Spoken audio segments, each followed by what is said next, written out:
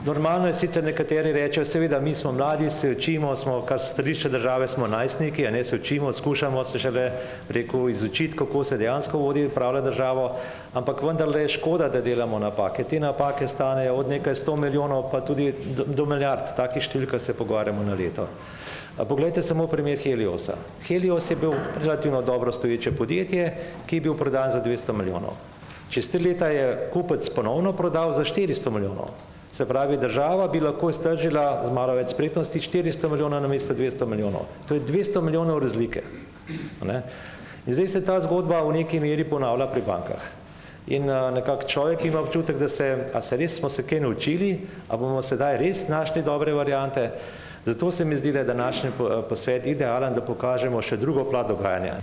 Mi mislimo, da je treba odgovorne oziroma Evropsko komisijo in Evropsko centralno banko ter njihove kolaborante v Sloveniji tožiti in da je to edina pot, s katero lahko potem razveljavimo obveze, ki jih je dala država in delno tudi parlament v našem imenu.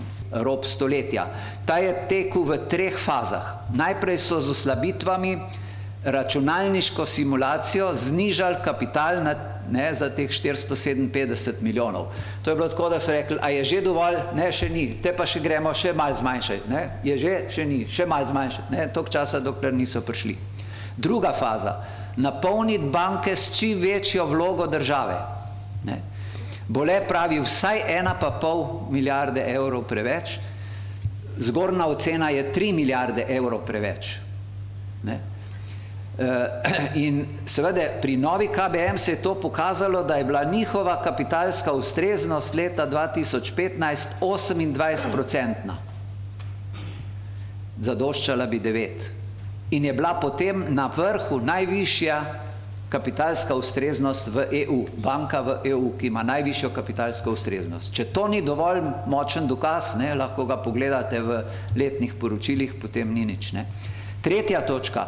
Prodati, na pol podariti klienteli v ZDA in EU te banke z njihovimi dobički vred. To je zdaj analogija z Novo Ljubljansko banko. Ne lanskih dividend niso smeli deliti, ne letošnjih dividend ne smejo deliti, dokler ne bojo prodana. Prodadva bo pa jo zahtevali še letos.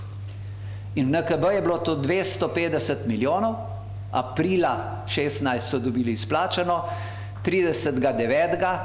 je njihova firma, Kaselc firma v Luksemburgu, kazala 440 milijonov dobička po merilih Evropske centralne banke. Torej, v 3 mesecih so podvojili, ker zraven je bilo še 17 milijonov dividend iz prejšnjih let, ki bi jih morala država pobrati. Tega niso delali revizori, kot piše v poročilu te komisije, ki je pravkar končala z delom, ampak so bili svetovalci Ernst Young, niso delali po mednarodnih računovodskih standardih in so izrecno napisali, da ne prevzemajo odgovornosti za svoje delo. Jaz bi tokrat se seveda želel osredotočiti na druge, manj znane in doslej tudi manj komunicirane in še toliko manj prisotne v javnosti momente, ki pa tako kot predstavljeni brez nadaljnega kažejo, da gre za sistematično uničevanje gospodarstva Republike Slovenije, njenega tudi kapitalskega trga, finančnega trga, skratka, da ne gre za neznanje, da ne gre za naključje, nesposobnost in podobno, pač pa za sistematičen pristop. Na televiziji, prostite, nastopajo izključno tisti 28 let, ki zagovarjajo ropanje slovenskega naroda na več načinov. Devizni varčevalci, lepo vas prosim, devizni varčevalci, to je bila privatna lastnina, noben meddržavni sporazum ne more zbrisati dejstva, da je bila to neodtujljiva zasebna lastnina in to bo treba vrniti, mi bomo plačali te napake. Mi smo zahtevali od Ustavnega sodišča, da takrat zadrži prodajo nove KBM, ko so bili že znani podatki o tem, da so tudi tiste bilance in tako naprej popolnoma drugačne in predpostavke, pod kakršnimi se je šlo v prodajo. pa so brezglavo navkljub temu pristojni in oblastniki takrat pohiteli s to prodajo, naredili tako, kot je bilo predstavljeno, enormno škodo. Ustavno sodišče pa nam je ne ustavitev ali prepoved, ampak zadržanje seveda zavrnilo. Se ta oblastniška funkcija vlade in parlamenta odraža v tem, da dela pravzaprav mimo ustave in tudi mimo mednarodnih listin. In pričakovanja, da bomo recimo prišli do tega, da bo država odreagirala in se uprla temu, kar se danes pogovarjamo in želimo v Bruslu, se seveda ne bodo uresničile iz enostavnega razloga, kajti ta politika je ljudstvu, ko smo se osamosvojili, ukradla skupno zasebno lastnino. Prej se imenovala družbena, danes, ko je to samostojna država, je to skupna zasebna lastnina. 90 milijard je bilo in vsak državljan, ki nas je 2 milijona, bi moral dobiti vrednotnico v višini 45 tisoč evrov. In iz tega bi moral prihajati donos iz te lastnine, tudi iz bank in vseh drugih, ampak tudi iz bank, o katerih se danes pogovarjamo. No in ker je politika ukradla to lastnino in je poimenovala državna lastnina, pojem državne lastnine, te besedne zveze v ustavi ni. Zato govorim o tem, da politika dela mimo ustave, mimo mednarodnih listin. Jaz sem vložil 30 tisoč, ker sem prišparal iz 3 mladoletnim otrocem, ki smo pobirali med počitnicami krompir, in sem rekel, otroci, bomo ta denar dali na stran, se ga ne rabite, ko boste doštudirali, ko boste rabili za stanovanja, za poroko, pa vam bom tako dal injekcijo.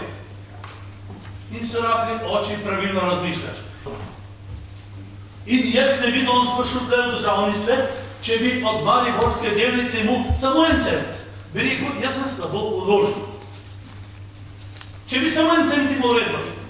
In bi čakal, vse bo zraslo, bodo otroci imeli.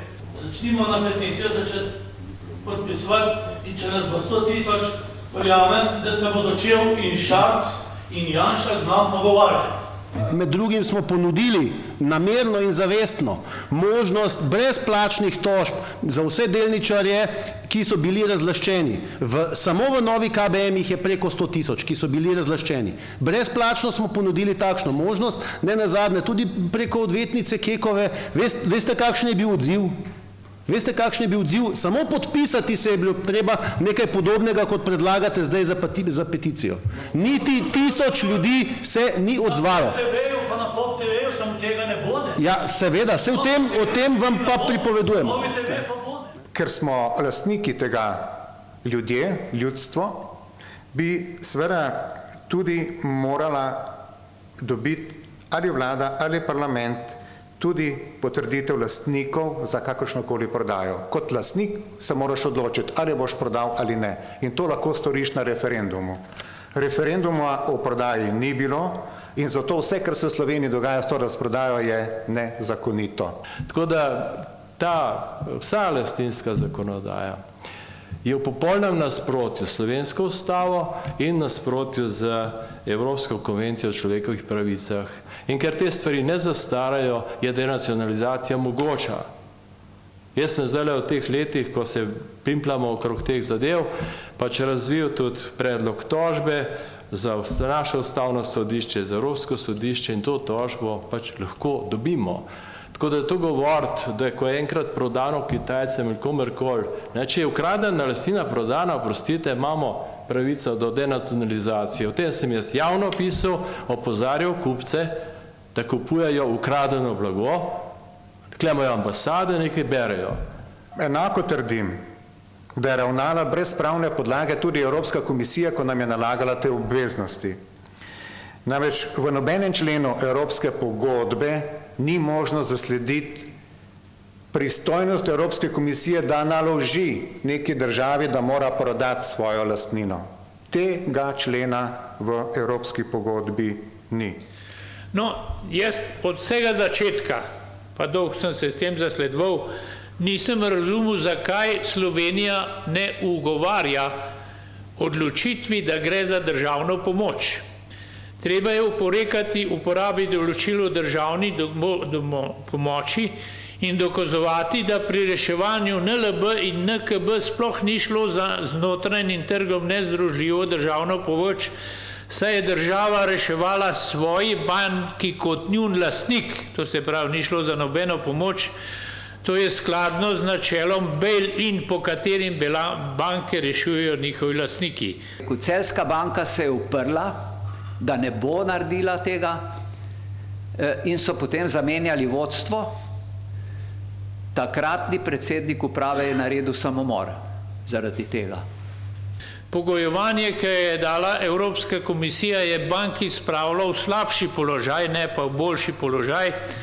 NLB nima nobene podružnice v članicah Evropske unije, obenem je pa celotni bančni sistem Slovenije približno pol tisočinke bančnega sistema Evropske unije in govoriti, da to omejuje trgovino med članicami, je popolnoma nesmiselno.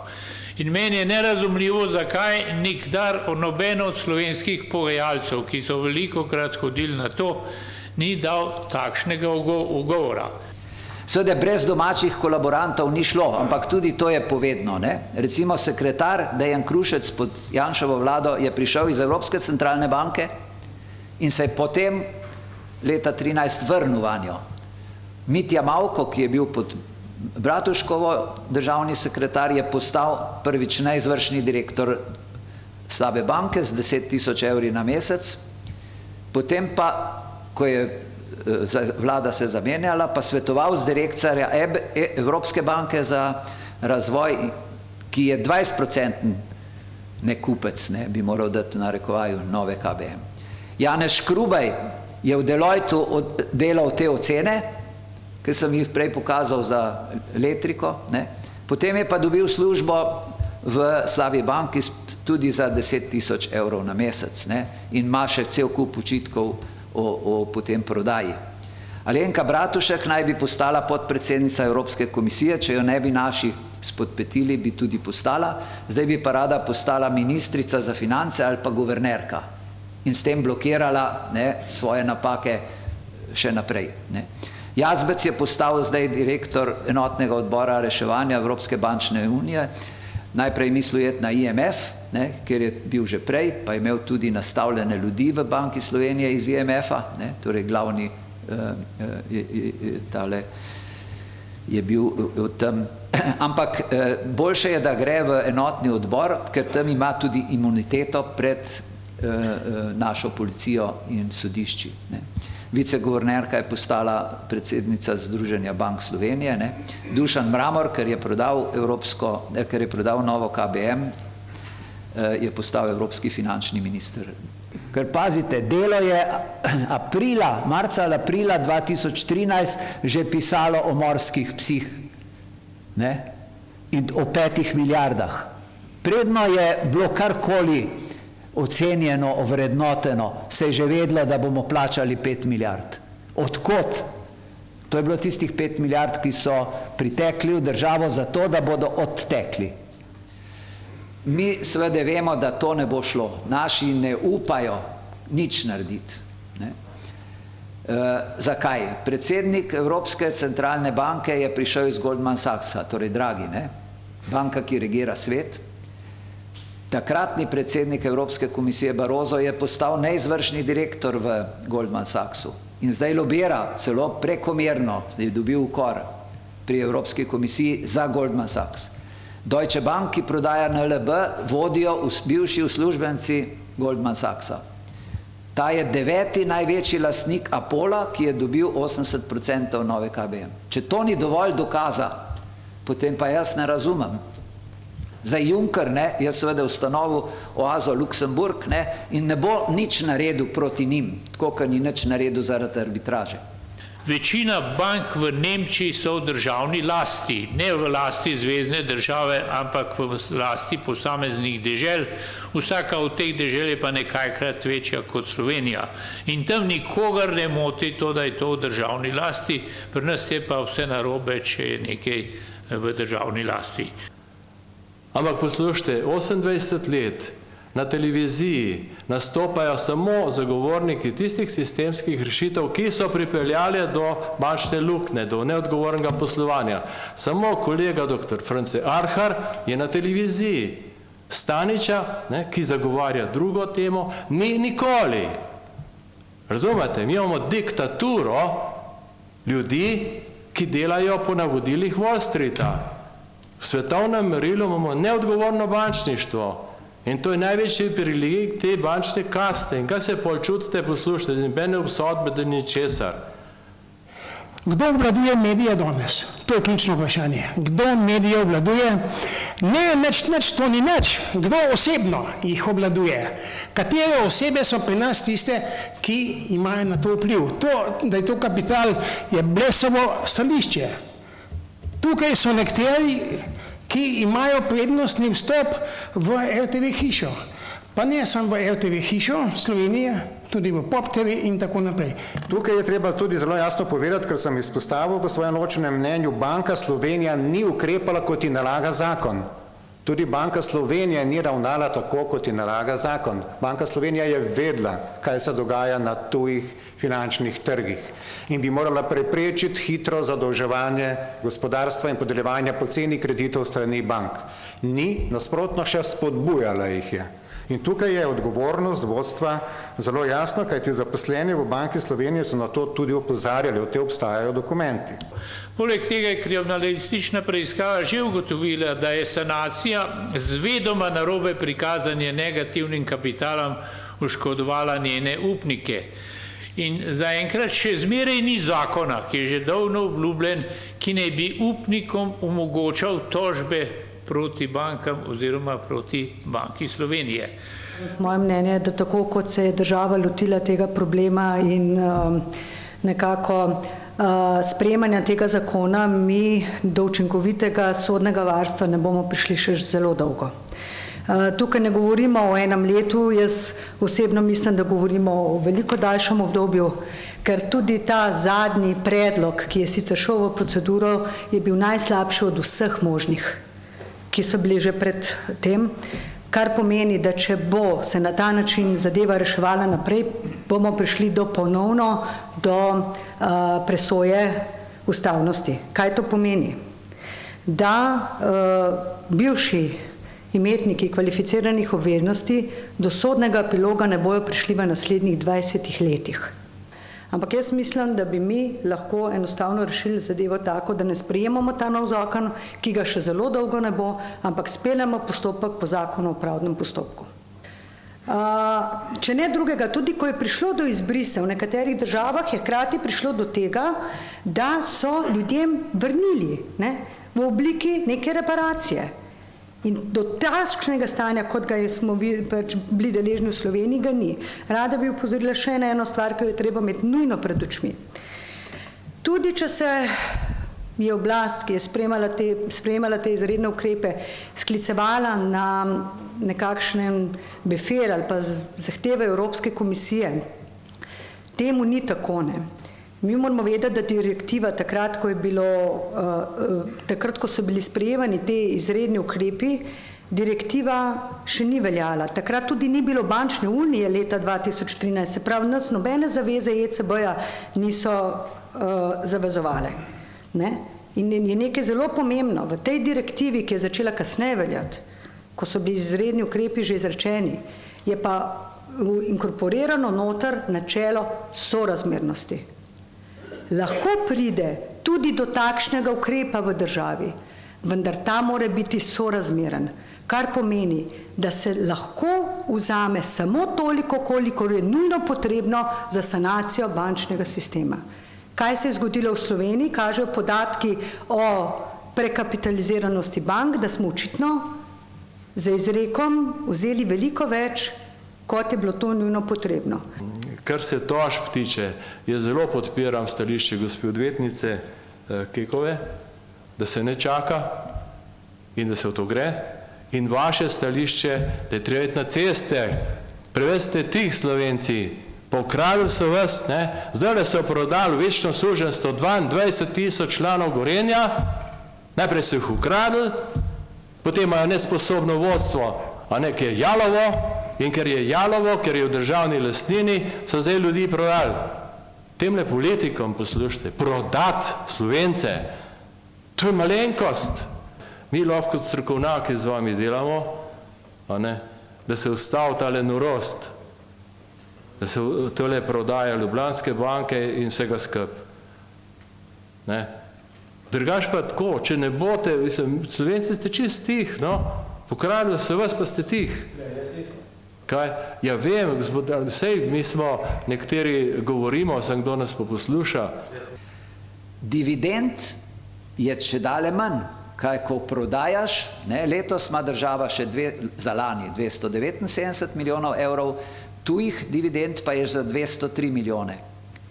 Seveda ne bo več prihodkov od prodaje premoženja, ne, ko bomo vse razprodali, in seveda ne bo najvišje plačanih mest v upravah in nadzornih odborih, razen v tisti drugi fazi, ne, ko rabijo prenos znanja od nas, ne, potem pa nastavijo svoje ljudmi z velikimi plačami in prihodki.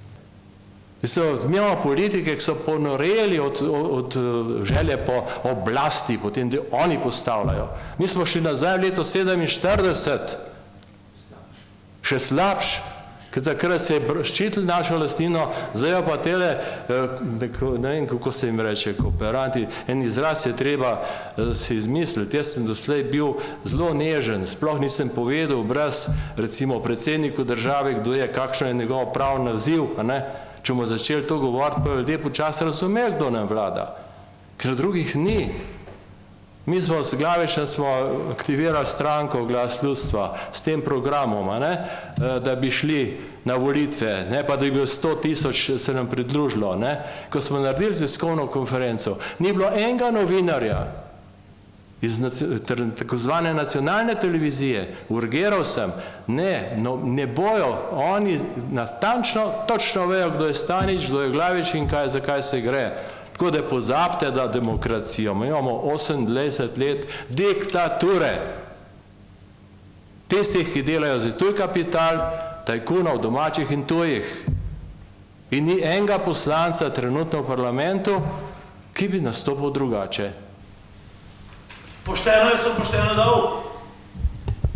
Še nobena baraba niso prijeli v tej državi.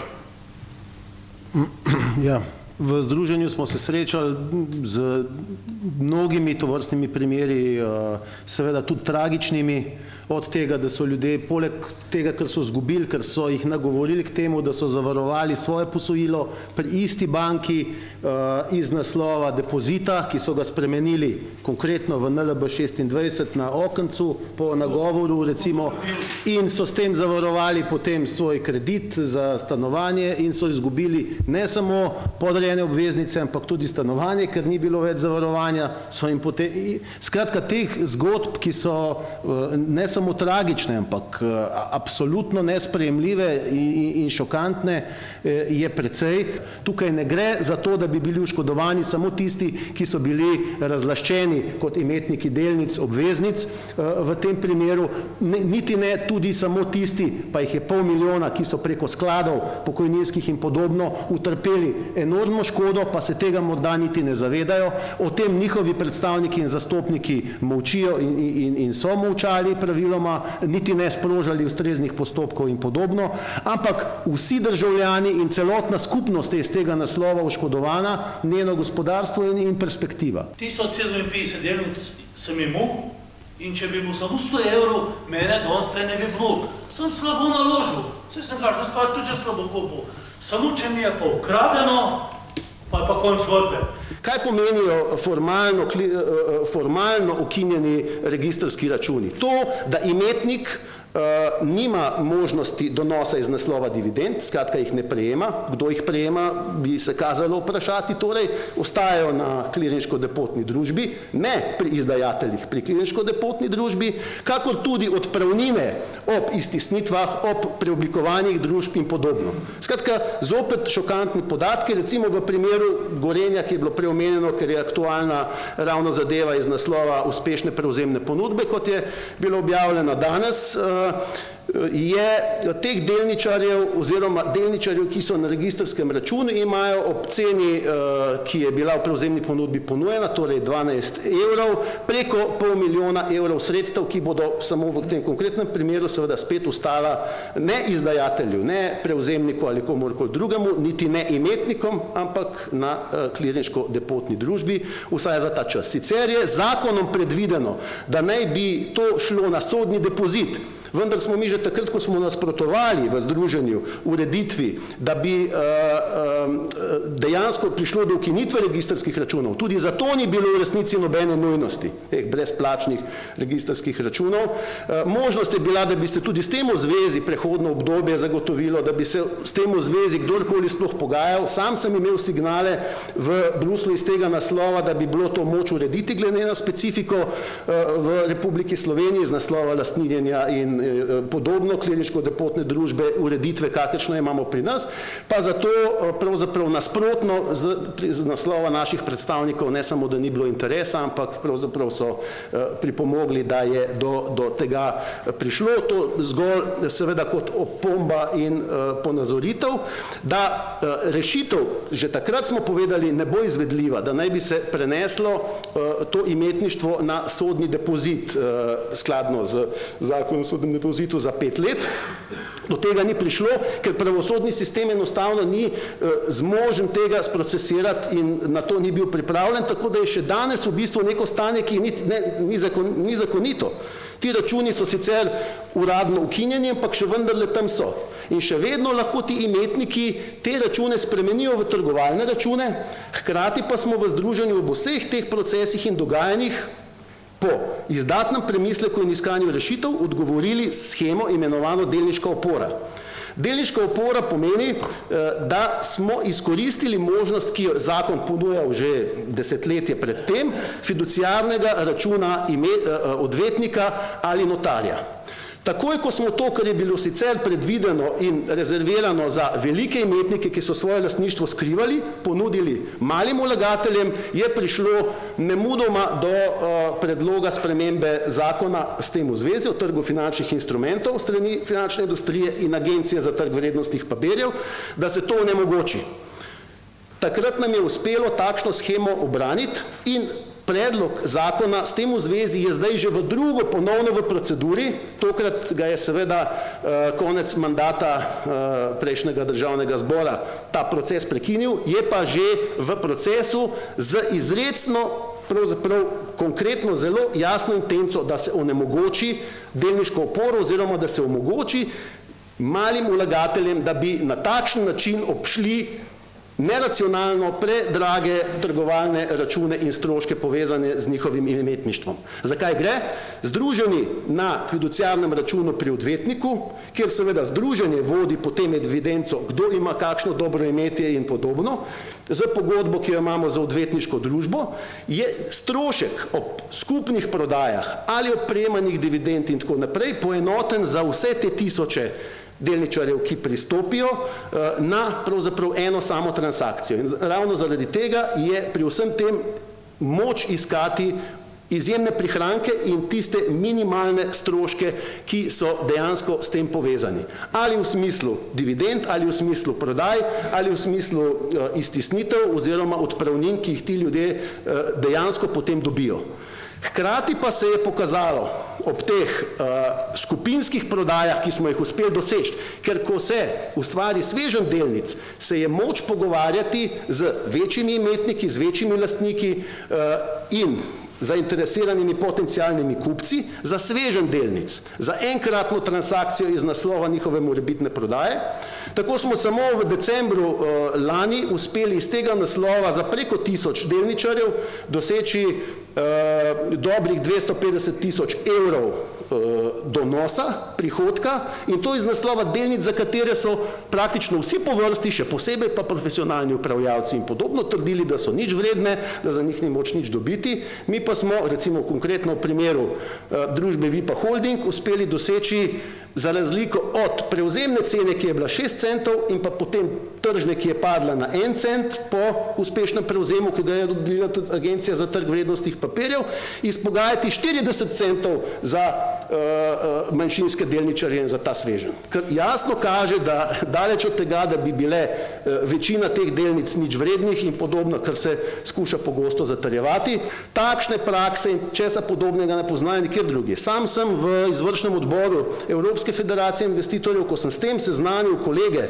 so me tako debelo gledali kot že dolgo predtem, ne pa pogosto prihajam z pravzaprav norimi in za njih popolnoma nerazumljivimi novicami in sporočili in prizadevanji, ki jih pelje naše združenje v Republiki Sloveniji. Torej, takšne prakse, česa podobnega ni nikjer, pri nas pa se prikazuje, kot da je to del evropske regulative, ta pa je hkrati usmerjena v to, da želi pritegniti gospodinjstva, individualne vlagatelje in njihova sredstva na kapitalski trg in s tem financirati tudi evropsko realno ekonomijo in pravzaprav njeno konkurenčnost v globalnem kontekstu. Na drugi strani v Republiki Sloveniji popolnoma obraten, popolnoma nasproten proces, torej iztrebljanje vlagateljev manjega delničarstva in seveda tudi njihovega zaupanja v